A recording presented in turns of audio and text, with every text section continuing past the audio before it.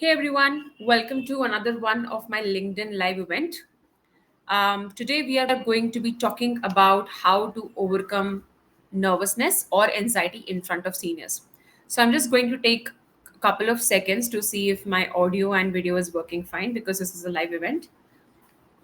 If you can see me, like you can comment down so that I can know that you can see me.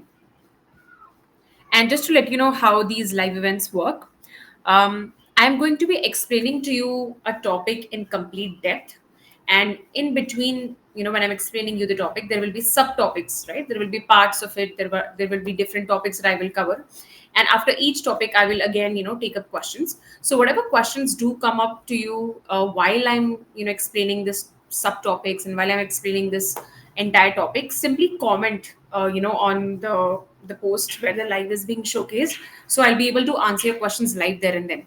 Of course, if you are seeing this as a recording somewhere, maybe on LinkedIn or maybe on YouTube and anywhere else for that matter, you can simply DM me the questions that you do get after watching this recording. Okay, so let me just check if everything is working okay.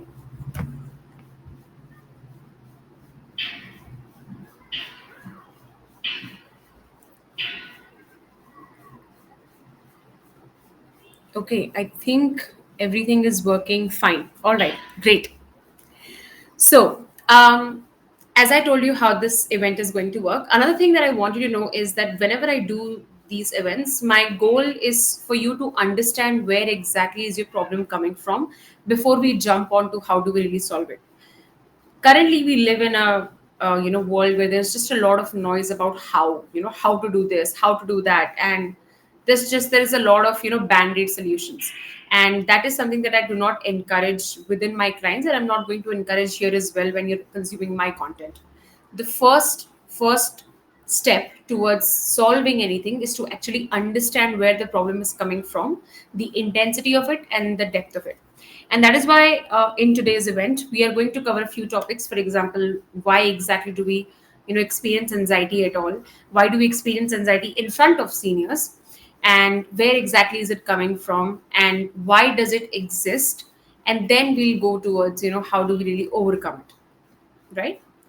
Now, if you see me looking down, it's just me looking at my notebook so that I don't miss any of the topics. So let's first understand what exactly is anxiety, right? Now, anxiety is like an alert, all right? The moment you come across a person or the moment you enter into a situation where you feel anxious, it's nothing but your body sort of giving you an instant alert that, save yourself. There is something, threatening in the environment, or a threat is coming to you. So essentially, anxiety is a preservation mechanism. It's not something that is designed to sort of, hinder your growth, or it is not something that you have to be afraid of. It's actually a preservation mechanism. Anxiety essentially helps you survive. So every single time you become anxious, there is an alert, like a red neon alert that goes on into your body, and your body starts to show up symptoms of, trying to protect yourself, trying to protect you. For example, you will have sudden sweats in your palms and feet. You might feel their heart. You might feel heart palpitations. You might feel that I just want to, leave the situation. And what is essentially happening is that the blood that is supposed to be here, like to that is involved in critical thinking and everything, it goes down to your limbs, preparing you to run away from the situation. So essentially it's a biological mechanism which is trying to tell you that go run away, there is something that is threatful that is present. The reason people are so afraid of anxiety and feeling nervous is because it's grossly misunderstood, and that is why I want you to educate yourself, and that is why I'm telling you this. Now, the problem occurs with anxiety when you start to fear things that you're not really supposed to fear. So, for example, if there is a lion in front of you, your anxiety will make a lot of sense because your body is telling you go run, otherwise the lion is going to eat you up. So the survival mechanism of anxiety there, kind of justifies it. But if you're experiencing anxiety, let's say in front of your colleagues or in front of your seniors, or let's say I ask you to come and give me a talk, and you start to feel anxious. If you're experiencing anxiety in situations where there really is no real danger, that is when it becomes an issue.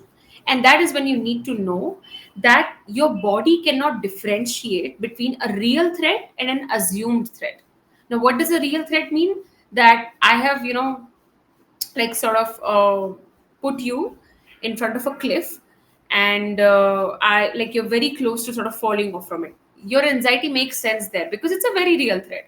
But if I put you in front of, let's say, four of your bosses, and your heart starts to palpitate and you start to become anxious, the so your body is exhibiting the same symptoms, right, of feeling extremely scared, but the situation is very different.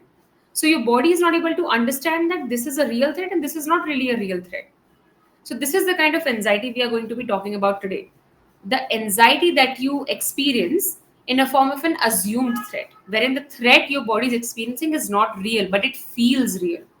And that is why you would see that people who tend to feel anxious in front of the seniors, they tend to become very tongue tied. They won't be able to explain their issues. Or, I had a client who I worked with around the same issue. We helped him overcome his fear in front of seniors. He was an excellent, communicator in general. He was very good at his performance as well. But when he was trying to, go to the next position in his company, which was a senior leadership position, obviously he had to network with his seniors. But the moment he came in front of them, it was like his mind would go blank, right? He would feel very nervous. He would stutter, like he would eat up his words, and he won't be able to sort of explain himself the way he would be in front of, let's say, his juniors or maybe other people, his colleagues. So the person was the same, the performance was the same, the information in the brain was the same, but it was not coming out because of this assumed threat that he felt, because of the anxiety that he was experiencing. So, just to recap, anxiety is nothing but an alert going off in your body telling you that we are in a threatful environment, right? And that alert could go off when there's a real threat or there is an assumed threat. And getting nervous in front of your seniors is an assumed threat. It's not a real threat because your senior, be it your manager or your colleague, is not going to eat you up, right? So the fear that you are experiencing at that point of time is quite irrational. So that is what we are going to be talking about today. Now, let's try to understand that why does this fear exist in the first place. Now, see, uh, real threats make sense, right? There's something that you're supposed to be afraid of because you're obviously, you are the species of the highest order. You're a human being, so your body will, preserve itself, as we have learned, right? Survival of the fittest. But this assumed threat, right, your body sort of starting to get nervous and starting to get anxious where it's not really supposed to, is a result of a lot of traumatic events that has happened over a period of time, like from your childhood. And it has come to a point that your body has started to feel that there is a lot of things in the environment it needs to be afraid of. So the one thing that I've always repeated in my posts as well, but if you are, let's say, new to my event here, I want you to know that trauma is always stored in your body, which means that once a traumatic event has happened, be it in your childhood or in your teenage years, whenever it has happened, it gets stored into the body unless it is released. So it's like a reservoir, right? So when you have experienced traumatic events again and again and again, it kind of gets filled up. Yeah. So your body is storing the trauma. So whenever it does come across a situation where the new situation even mildly resembles the old traumatic situation, the red alert is going to go off. So for example, let's say that when I was 10 years old, I was in front of my class and I was supposed to give a speech, but I forgot all of my words and people started laughing at me. And I felt very humiliated. I felt very small. I felt very disrespected. So that was a traumatic event for me, right? I felt very ashamed. Now, this event happened when I was 10 years old, right? Let's say today I'm 45. Now, I am a highly accomplished professional. I know what I'm doing. I'm very good at what I do. And I am suddenly called by my manager that, Rianshi, please give this, presentation. The moment I stand in front of the people I already know, right? My colleagues, my juniors, or even my seniors, I feel the same sense of fear I felt when I was 10 years old. I've forgotten my words. I don't know what I'm talking about. I suddenly feel that those palpitations. I suddenly start to feel very small.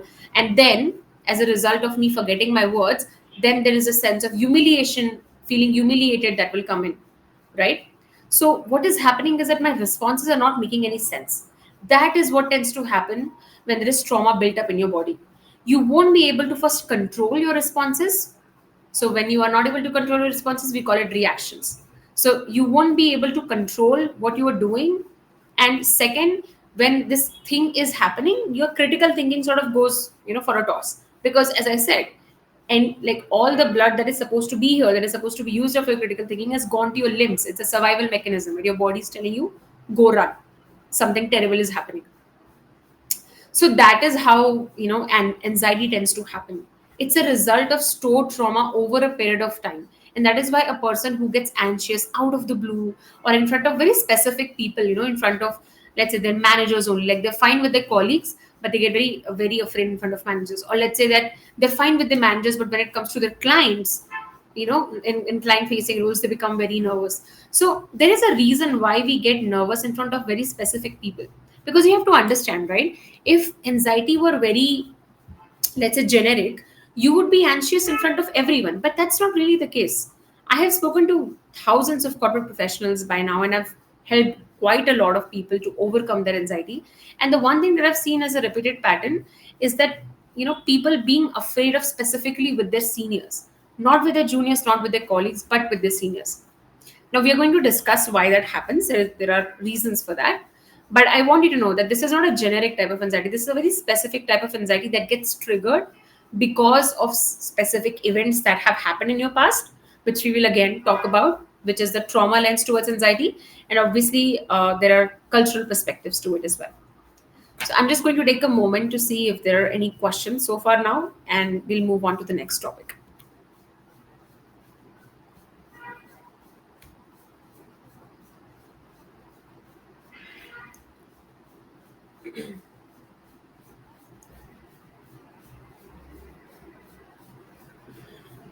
Okay, cool. So far, we are good.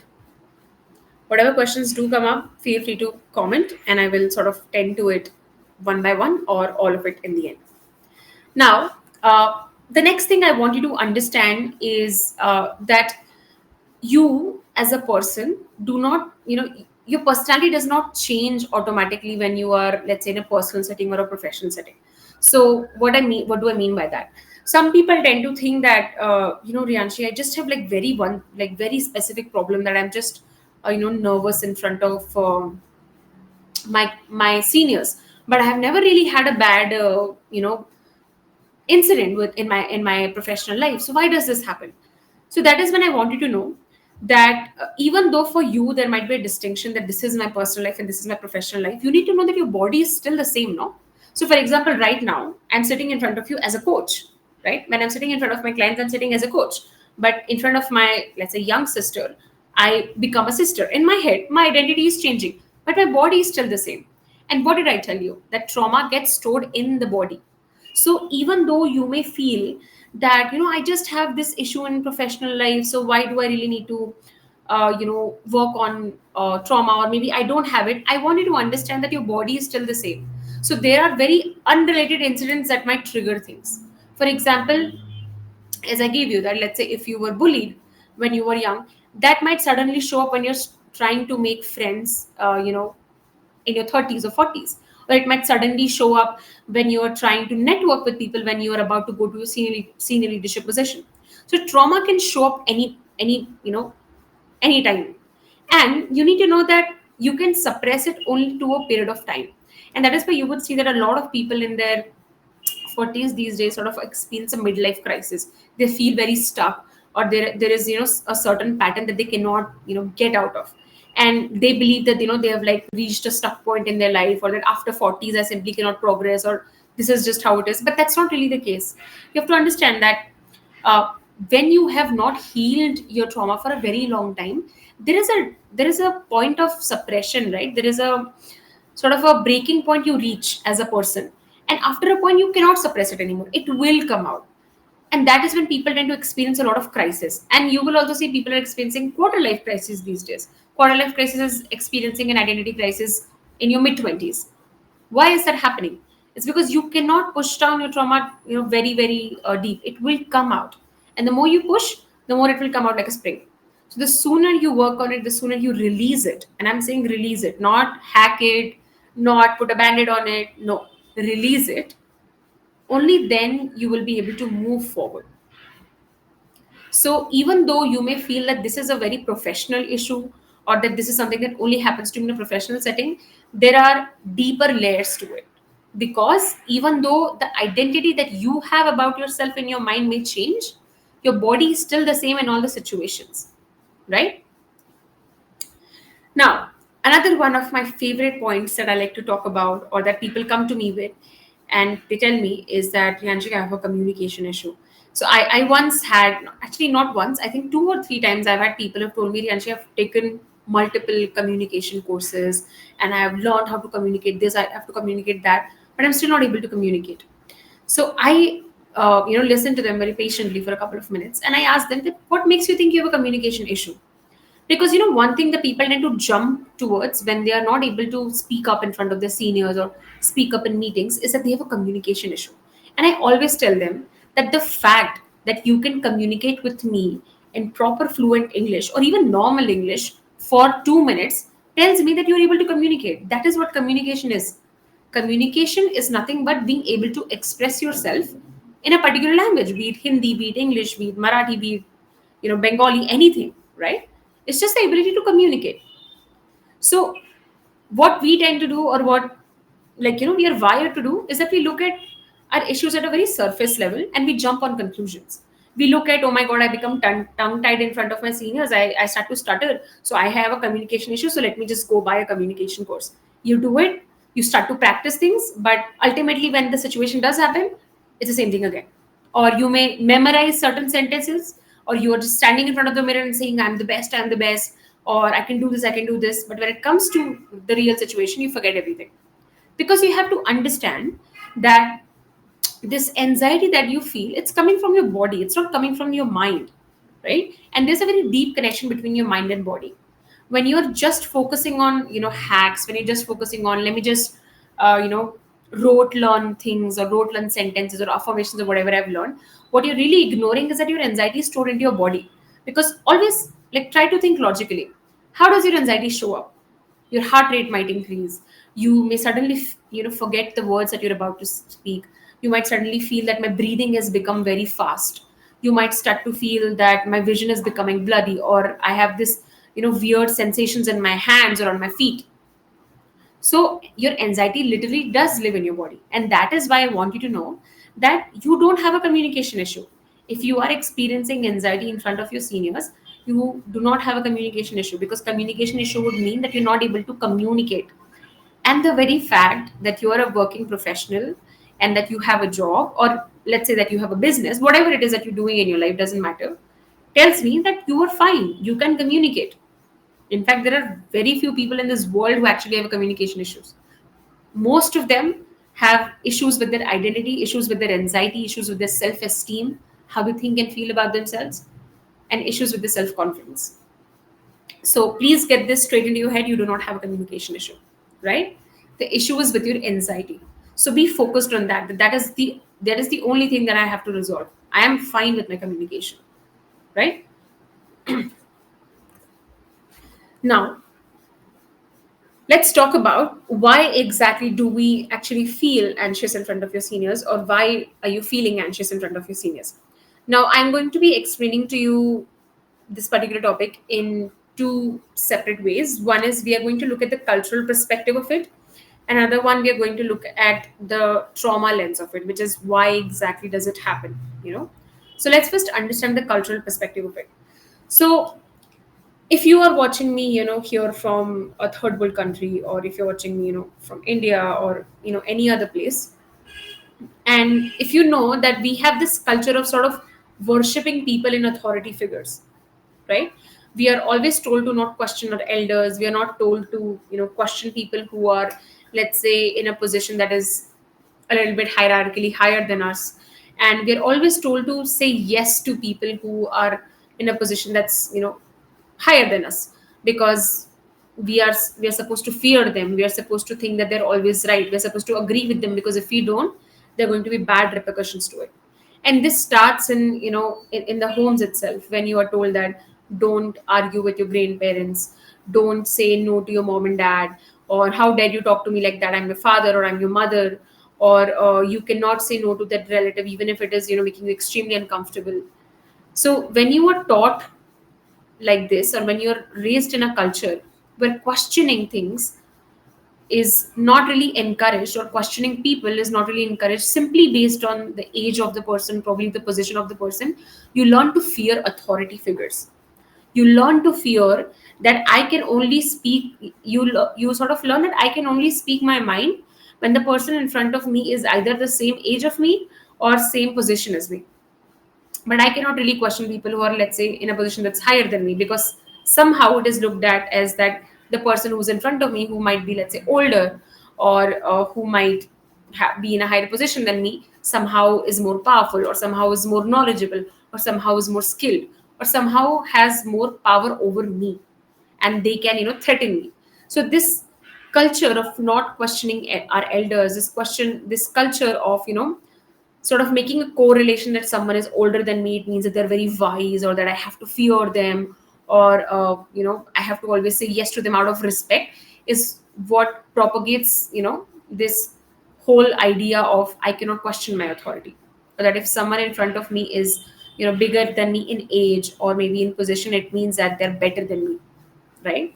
So you have to understand that when you are working in a company, whatever the positions there are now, of course there is obviously hierarchy in corporate, so inherently, yes, there is a change in power dynamic. But I'm here specifically talking about people in third world countries or colonized countries, like India. It's because I have seen this the most in our country. I have spoken to a lot of people, from the US, from the UK, from the Europe, and I don't see this sort of fear from authority there as much as I have seen it here. So obviously, there is a hierarchy when it comes to corporates, yes, but you have to understand it very objectively. Objectively speaking, if let's say you do have a manager, he is a manager because he is handling certain tasks, right? And he is managing you because he's good at what he does and he's getting the work done. Just because he's at a position that is a little bit higher than you, or even much more higher than you, does not mean that he's better than you. I want you to understand the nuance of it. What tends to happen with people, is that they tend to assume that if someone in front of me is in a position that is higher than me, it means that somehow I am lower or I'm smaller.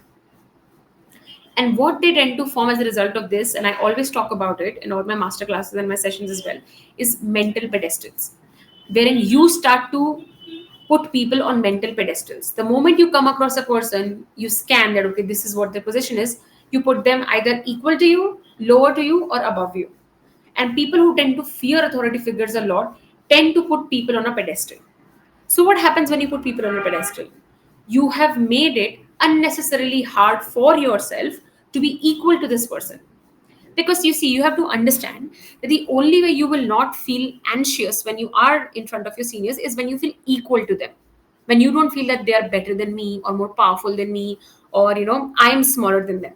You will feel confident when you feel equal, regardless of whatever your position is. But the moment you come across an authority figure and you put them on a mental pedestal, what tends to happen? You've made it unnecessarily difficult for yourself. You have given them ridiculous amount of importance. I'm not going to say that the importance that they do not deserve, but ridiculous amount of importance, over, like sort of hyping up the person for no reason whatsoever. Because you have to understand, objectively speaking, this particular person has a position because they're good at what they do. That's really it. There is no, XYZ to it.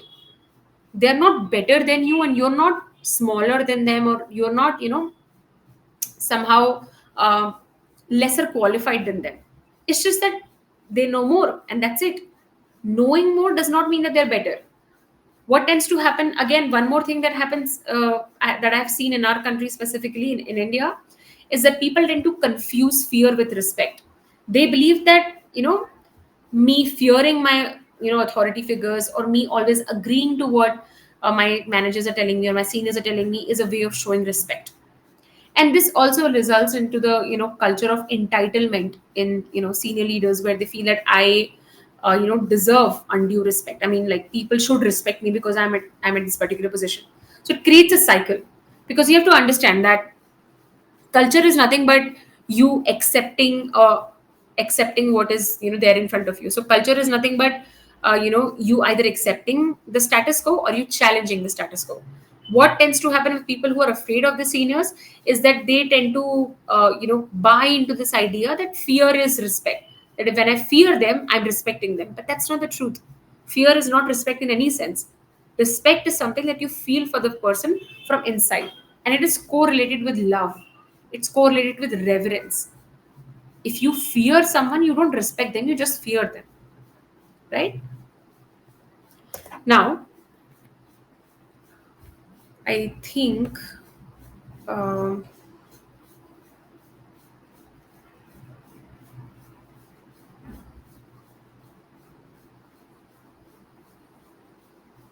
okay, I think I do have a sentence or a question. I will attend to that later. So, coming to the next point. So, as I said, that people who tend to fear their seniors form mental pedestals, right? They put their seniors above them. They feel that, they're superior than me. And this again obviously results into the, seniors tend to feeling this entitlement of respect. Now, yes, sometimes you will find people who will try to make you feel that they're bigger than you or more powerful than you. In that moment, you have to realize two things. Okay, one is that this person is trying to, impose their idea on you or impose their thoughts on you. In that moment, if you are an insecure person in general, or if you are someone who is afraid of losing their job, or who has this deep sense of fear and shame, or that I might lose my job, or if I don't agree with this, or you have always had this fear around authority, this person will be able to overpower you. But if you stand firm in your ground, if you stand firm that no, I have nothing to be afraid of you. You are my manager or you are my senior because you were hired to do your job. Does not mean that you're better than me, does not mean that you're bigger than me, does not mean that you can control my life or something. I am where I am because I was hired by my company. It's not like you own me in any sense, right? When you are inherently confident, the other person will not be able to make you feel weak or will not be able to make you feel powerless, because you have to understand that a bully and a person who's getting bullied, they both exist because they both somewhere assume a position, right?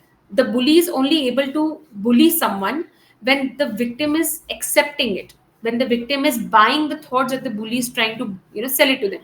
For example, let's say I'm standing in front of you and I'm trying to pretend that I'm somehow better than you, or I know more than you, so that makes me better, more smart, or something of that sort.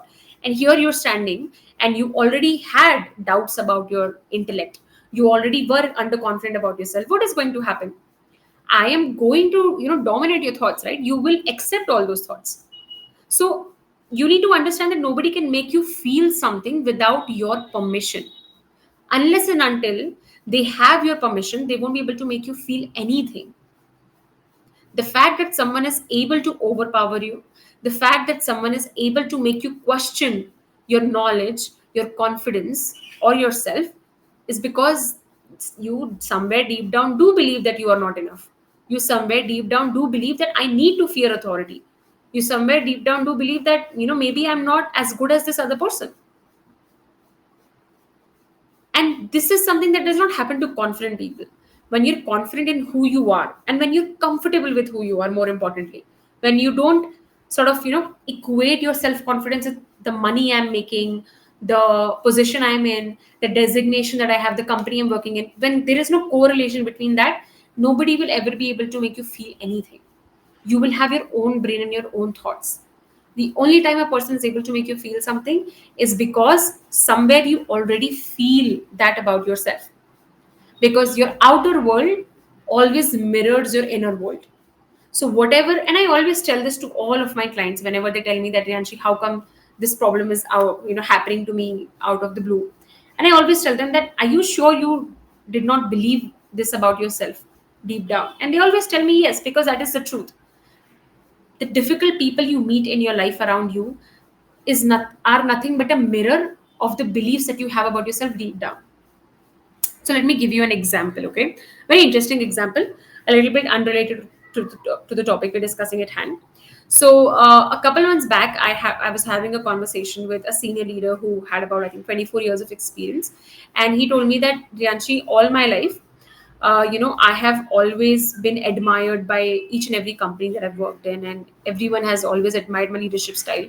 And this particular person was working in Europe beforehand, and they recently joined an Indian company, and they told me that this person told me that, Yanshi, they're not really admiring me, or they're questioning my leadership style, and this company is that, this company is this, and they started to go on a rant.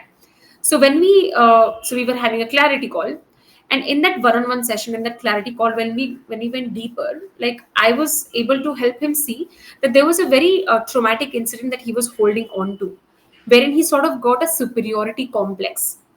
So on the surface level, he appeared very confident. And that is why he was, very quick to judge other people. He was very quick to criticize other people. But when I went deeper with him, we were able to see that there was a traumatic incident that was involved in his, early life, which sort of gave him a superiority complex, where he became very sensitive to criticism, where he always felt that, people need to agree to me, right? And that trauma showed up in his life when he was at the peak of his career, which is after 23 years of experience. And he was in such a state when he came to me that he was like, I might have to quit my job, and what am I going to do? Right? So you have to understand that whatever difficult feelings or difficult beliefs that you have about yourself, they will show up, and they will show up very unexpectedly, and they can show up any period of any point of time. Could show up in the form of your partner, could show up in the form of your family member, could show up in the form of, professionally, which happens very, very common.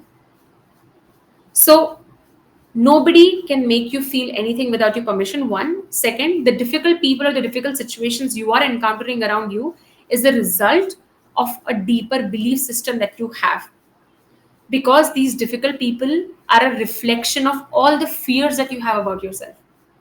That is why you will see, and I have also seen so many times, that people who tend to be very, very afraid of losing their jobs, or very, very afraid of, let's say, around issues like money or stuff like that, always encounter situations when their exact fears do come alive, because their beliefs are so deep rooted inside, and they constantly are experiencing their fear. They end up creating the exact reality that they don't want. That is how things tend to function. You never meet someone out of coincidence. I mean, the fact that you're watching this event right now, again, could be live, could be as a recording. This is not a coincidence. There is a reason you are watching me. There is a voice inside of you that did tell you that I need to know about this topic, or I want to learn about myself, I want to heal myself. That is why you are here. Nothing is ever a coincidence. The moment you start to understand this at a very deep level, you will start to look at your life very differently, and realize that each and every difficult situation is a reflection of your own fears, of your own limiting beliefs. Right? Okay, so I'm just going to quickly see if there are any questions, and then we'll move on to the next topic.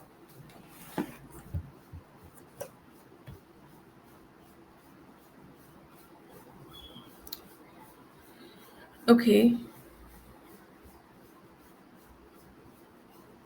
Someone has said that at times seniors consciously make you feel smaller or less powerful. So I think whatever I've explained to you right now should make sense, because as I told you, that nobody can ever make you feel something without your own permission. So if someone is, you know, trying to make you feel something, it's because somewhere you do, deep down believe that about yourself. And that is why, I always say that you can appear confident on the surface level. It does not take a lot, because believe me, I work with people who have 10 years, 20 years, 30 years of experience. And when you reach, that position, and you have everything, you have the wealth, you have the kids, you have the family and everything, it is very easy to appear confident on surface level. And that is why confidence, even though I coach around confidence so much, the reason I do trauma work a lot is because confidence is not a surface level thing. It goes much, much deeper. So if you feel that, someone is trying to make me feel something because I'm not like this, I invite you to really, really question yourself. Because as I said, nobody can really make you feel anything without your permission. Think about it. Let's say that there is a homeless person outside of your house who comes, outside your house, and every single day tells you that you're crazy. At first, you might ignore him. or you might become angry after a few days, or you might try to remove him from the street or in front of your home. But not for one moment are you actually going to believe that you're crazy, right? Why does it have to be any different with your seniors? They are also strangers, that homeless person is also a stranger. The only difference is that you are willing to feel powerless in front of your seniors because you somewhere believe that I need to do that somewhere, or that maybe this other particular person does have more power over me, or more does have more power than me, right? Okay. Now let's talk about the trauma lens towards anxiety. So far as I've explained to you that anxiety is not a surface level issue. Anxiety is not something that you can hack or that you can do affirmations for, it will go away. It's a result of trauma getting stored in your body, and unless and until you actually heal those traumas, it does not really go away. So, one by one, we are going to sort of see what are some very common issues that is a result of people fearing authority figures, because your seniors means nothing but authority figures. Now, the very first thing that I have repeatedly seen is that people who tend to grow up with fathers who they did not have a good relationship with, or they had fathers who used to get very angry, their fathers were very volatile. They would, always criticize them, or they would, criticize their mothers. Their father was they had a lot of rage issues. These kids tend to grow up as adults who fear authority figures. It's because you have to know that your parents are your first introduction to the model of the world, right? And your father is the first authority figure in your life, right? Obviously, it's also your mother, but more importantly, it is your father who's the first authority figure in your life. And when you have a troubled relationship with your father, which means that there was a lot of anger involved, there was probably verbal abuse involved, or maybe physical abuse also involved, that he tried to he would beat you up or something. You always saw that he was very disrespectful towards your mother. He would always create a lot of ruckus. He was very volatile, very angry, and very frustrated. So what tends to happen is that what a child learns when he sees his father like this is that I do not feel safe.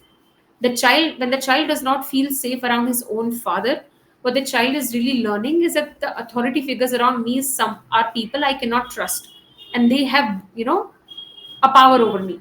Because when a child consistently encounters a father who's toxic, a father who's abusive, be it mentally, verbally, emotionally, or even physically, the child has a very volatile relationship with authority figures. So two things might happen to such kids who grow up as adults, is that these adults might fear authority a lot. They might become very, very afraid of getting fired by their bosses. They might become very afraid, and they might sort of resort to people pleasing their bosses, or they may in general feel very insecure around authority figures. They may question their self-worth as well. Such adults also question how worthy they really are and how competent they really are, right? Or another manifestation of this type of trauma, or the father wound as we call it, is that the person may become very rebellious.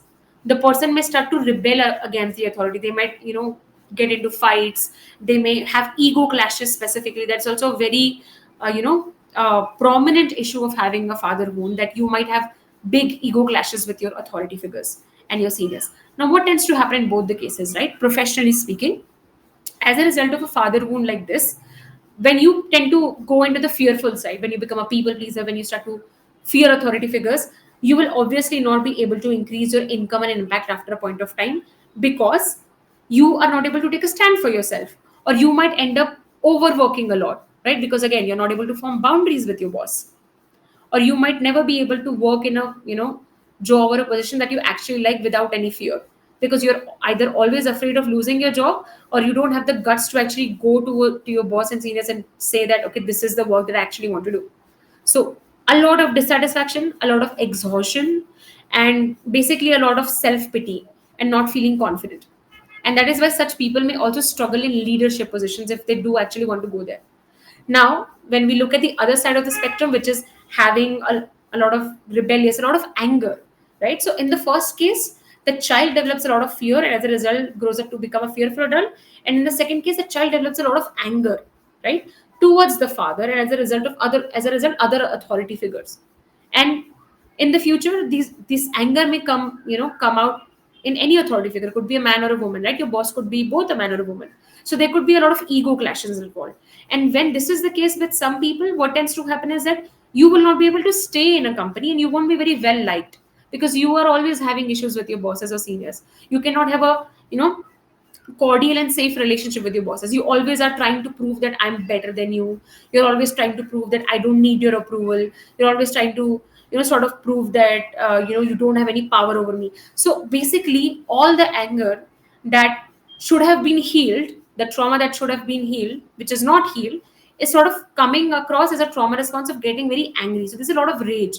That is why such people are, very, like, they are troublemakers. They don't get along very well with people, or managers tend to find it very hard to work with such people. So in both the cases, because of the, father wound involved, the person is not really able to gel up with authority figures. Because you have to understand that when you are working in a corporate environment, or actually not just corporate environment, anywhere whatsoever, if you are not able to form cordial relationships with people, right, because of, the certain beliefs that you have to know that your growth will be stunted. And specifically in corporate environment, you need to be able to have good relationship, cordial relationships with your bosses and with your managers if you actually want to go forward in life. So this father wound is a very big reason. Both could be both in men and women, not specifically men. This father wound is a very big reason why you may have issues with authority figures. And what tends to happen is that people are very quick to blame their bosses. People are very quick to say that he's making me feel this, or she's that, or he's doing that. Yes, sometimes you may actually do have toxic bosses, but you have to understand that when you are a confident person, there's a very less chance that someone would actually try to dominate you, because you are someone who would not never exude the energy of that sort where someone would try to dominate you. Or again, if let's say you have a lot of anger towards authority figures, you if you are a healed person, and when you've actually healed your father wound, when you've actually healed your relationship with your father, you will not come across bosses who you will have ego clashes with. So before you blame someone else, before you blame your company, your bosses, your managers, and whatsoever, I invite you to ask yourself that, do I genuinely have a cordial relationship with authority figures? Do I have a history of having clashes with authority figures?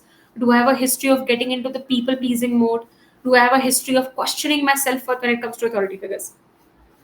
So look within and ask yourself, what does my history tell me? And then make an opinion. Because the moment you start blaming other people is the moment you go from a creator mode, a person who creates his life, to a victim mode, wherein in the first part you are creating your life, and in the second part life is happening to you, so you're like a victim. And mostly people who tend to fear authority figures, or even have ego clashes with authority figures, are quick to move on to the latter part. They tend to think that they're victims, and that is a very big mistake. You're not really a victim. You're always a creator of your destiny. You're always a creator of your life. It's just that the difference is that when you're not healed, when you've trauma involved, and when you've not really worked on yourself, you will not realize why exactly you are creating a reality you don't want. And that is why, when people come to me to get coached, or specifically my clients, I always tell them that the first thing we need to work on is to help you get out of this victim mode, because you're not a victim. I don't pity you. Why would you pity yourself? Right? Now, let's look at the second issue, or second most common thing. Now, as I told you, your first introduction to authority is, yes, your father, and could also be your mother. So in case you have had both very dominating parents, right? Like both your mom and dad were extremely dominating. They always told you what to do, and don't do this, don't do that. So basically a lot of fearful parenting. So always mom and dad told you that, you do this, either we are going to lose respect in the society, or you do this, either our family's name will be at stake. So just a lot of fear mongering. So when there's a lot of fear mongering, what does the child understand? That I cannot make decisions on my about myself, and I don't know who I really am, and I need to always listen to mom and dad. So what is happening? The child does not really learn to trust himself. And that's a hallmark of a person who gets anxious in front of seniors. The moment they come in front of the seniors, they lose their sense of self confidence. They abandon it and they become like that little child. that, oh my god, I don't know what's happening or what am I supposed to do. They start to hyperventilate. So when there's a lot of fearful parenting involved, when it's a lot of fear mongering, where you both your parents could be very dominating, or both your parents did a lot of fearful parenting where they tried to tell you that listen to me, otherwise this will happen, or listen to me, otherwise that will happen, or maybe they did a lot of emotional blackmail. Let's say that do this, otherwise a family's reputation will be at stake and stuff like that.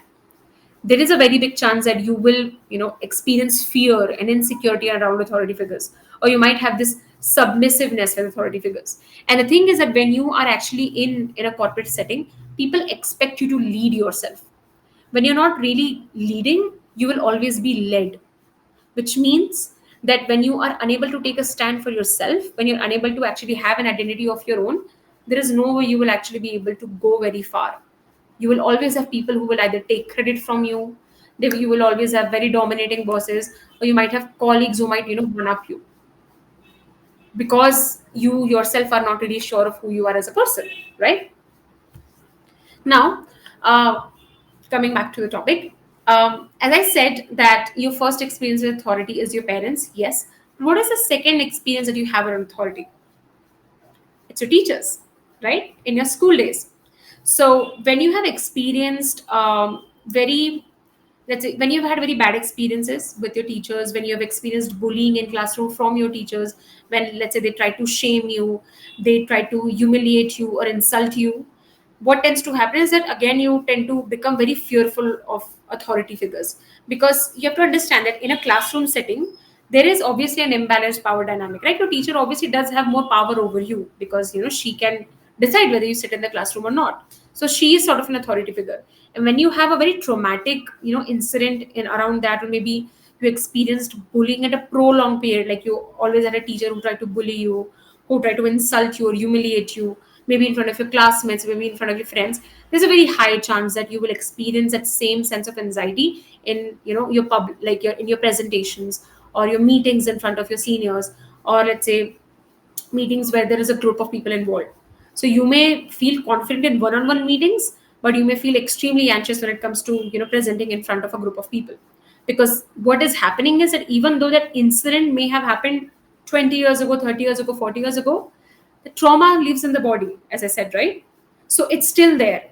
And the moment your body comes across as anything that may resemble the original event of the trauma, it is going to feel the same feelings. And that is why you have to release your trauma very systematically. You have to actually release it from your body instead of trying to motivate yourself or say affirmations or say in the mirror, I'm the best, or stuff like that. Now, another thing that can happen when you may fear authorities, or here in this case, I think more than authorities, you may fear having to speak in front of a group of people, is again if you have experienced bullying. It could be, let's say, you were bullied in your childhood, maybe by your cousins, maybe by your siblings a lot, or maybe by your classmates, could be anytime.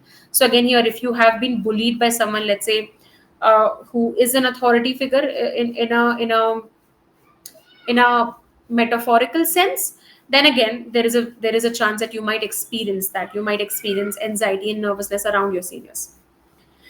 Okay, so before I move forward to how do we really heal these patterns, or how do we really overcome this anxiety and nervousness, I'm just going to check if there are any questions.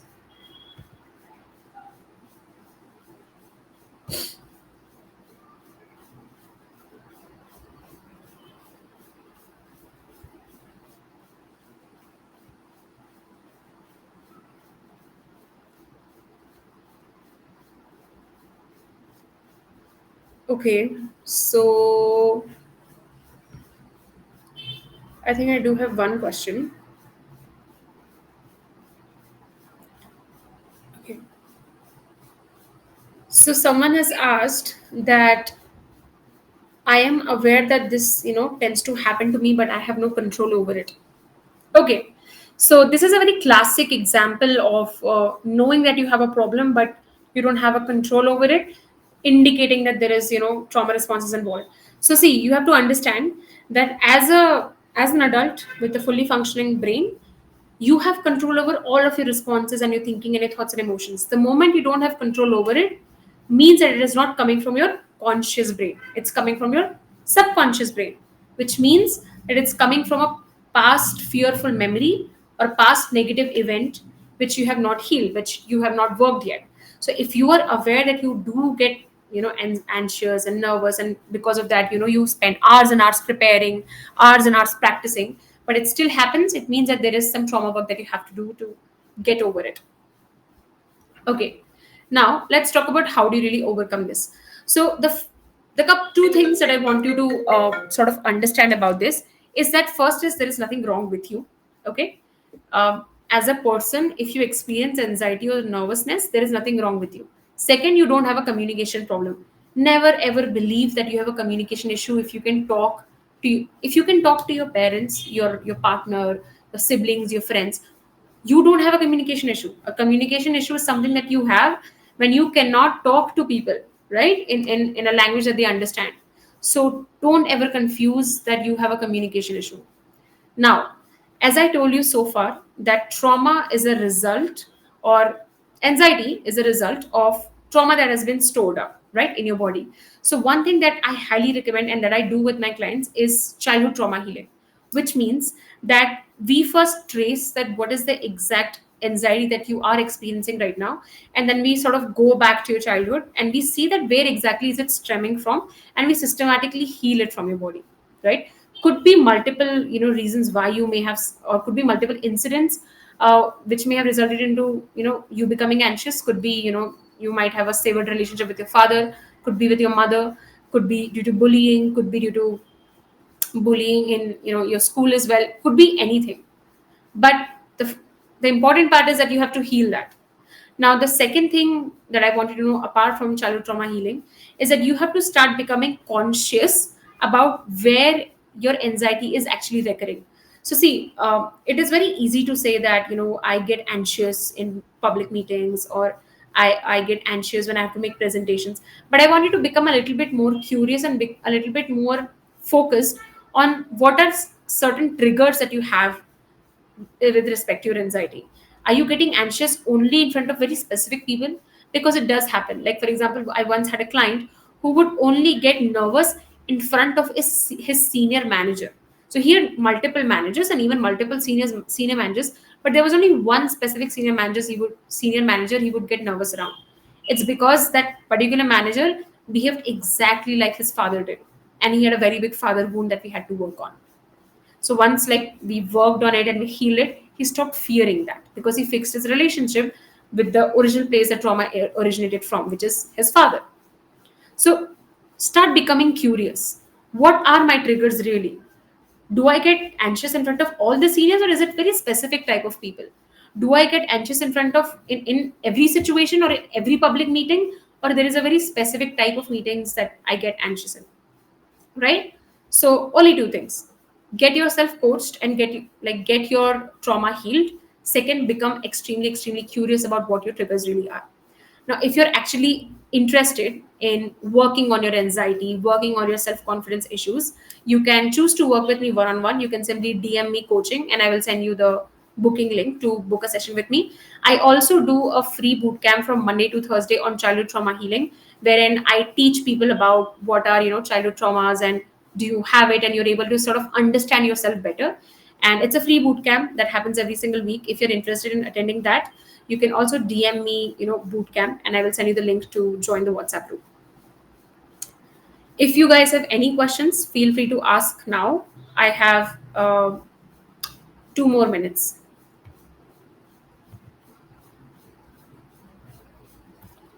Okay, so someone has asked, is it is switching jobs good when we don't like workplace or boss? Interesting question. Um, if I were in your place, I would be more focused and more specific about what exactly do I not like about the boss or the workplace. Now, there are two things here: boss and workplace, two very different things. You might not like your boss due to multiple reasons. Maybe you don't have a good relationship with him, or maybe you are simply actually anxious in front of your boss. So probably there is some work that you need to do on yourself. So I would say, what exactly do you not like about your boss, and how are you playing, part in this relationship? Because as I said, before you blame anyone else, I would ask you to look within. Have I actually tried to build a relationship with my boss, or do I have the personality where I always believe that my bosses are somehow superior or better than me or something? Am I manifesting bosses like this? So first part is that. Second, when you say workplace, what do you not like about your workplace? Is it because the culture is not great? Is it that you're not being paid good? Is it that you don't like the work in itself? So be specific, right? What exactly do you not like, and then you change according to that. Don't simply go with, do I have to switch job if I don't like my boss or workspace? Because these two are very umbrella terms. Become very, very specific. When you are not specific, you will end up in the same situations again and again and again. Okay, I think for today I have covered all the questions.